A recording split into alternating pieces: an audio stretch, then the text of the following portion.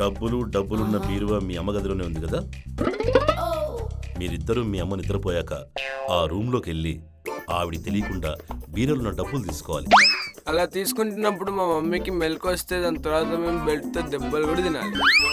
అలా జరగకుండా ఉండాలంటే ఏం జరిగినా మీ అమ్మ లేకుండా ఉండాలి. అంటే మంచానికి కాళ్ళు చేతులు కట్టేయమంటారా అంకుల్ బ్రో? అలా చేస్తే కట్లు తెంపుకొని మరి మిమ్మల్ని కుక్కర్ కొట్టట్టు కొడతారు.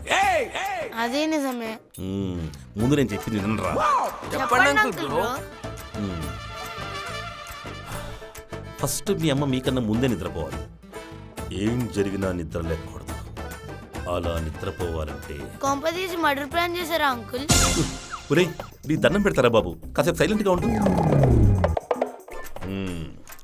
ఈ నిద్ర మాత్రల్ని మీ అమ్మ తినే ఫుడ్డులోనో పాలలోనో కలపండి. అప్పుడు మీ అమ్మ నిద్రలోకి వెళ్ళిపోతుంది.